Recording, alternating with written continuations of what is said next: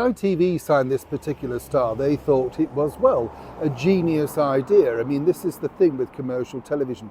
They poach each other's stars, basically thinking that you and I will follow them to watch them, whatever they're doing.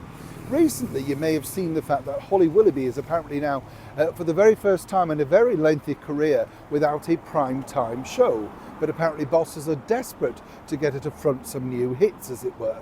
You know, the thing that I always find strange is Holly was a co-host on Dancing on Ice. People knew it was on, it was prime time every weekend. If they wanted to watch her, they could have watched her. They chose differently. And it's a little bit like this star that actually might need some help from, well, the world of sci-fi. As ever, let me explain. Morning, chums. Lovely to see you. Thank you so much for your time. It's lovely to have your company.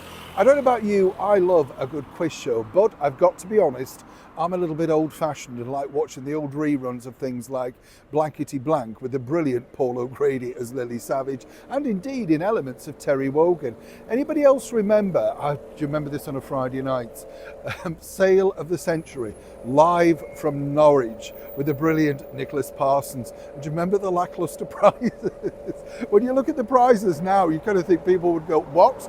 I've won a Frigidaire or whatever. But back then, that was a big deal, wasn't it? Of course, now, if you are the host of a quiz show, I think it's a very, very, well, hard task thing to do. The late and good friend of mine, Bob Monkhouse, was a genius at it. He made it look very easy, unlike this particular character, the former Doctor Who star David Tennant. His latest TV show for ITV, a quiz called Genius Game, has been an absolute ratings disaster. It's supposed to go out twice a week, and a very strange thing, just complicated and hard to follow.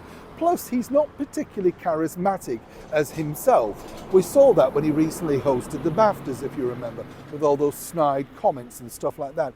It doesn't work. You know, if you're an actor, you should sort of stick into your lane.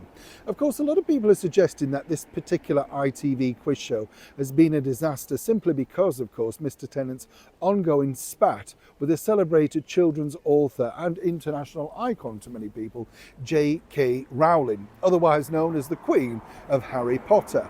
He's had a bash at her, not just across the social media platforms, but of course also in print too.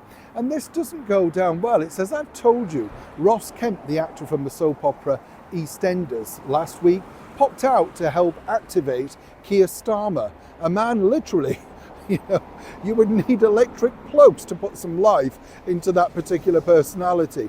But of course, Ross doesn't realise why people now have gone off him.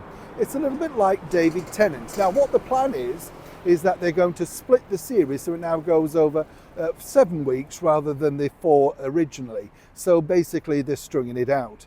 Trust me, there'll be a reason as to why this particular quiz show won't come back. And nobody will dare say the fact, to, of course, Mr. Tennant's face, that your political stance and your rants on social media may have affected the cosy afternoon, early evening audiences that may have taken this particular quiz to their hearts. Either way, it looks like it wasn't a genius game plan to hire David Tennant to become a quiz show master over on the much beleaguered loss rating channel that is ITV. Anybody else agree? Neil Sean in the very heart of London.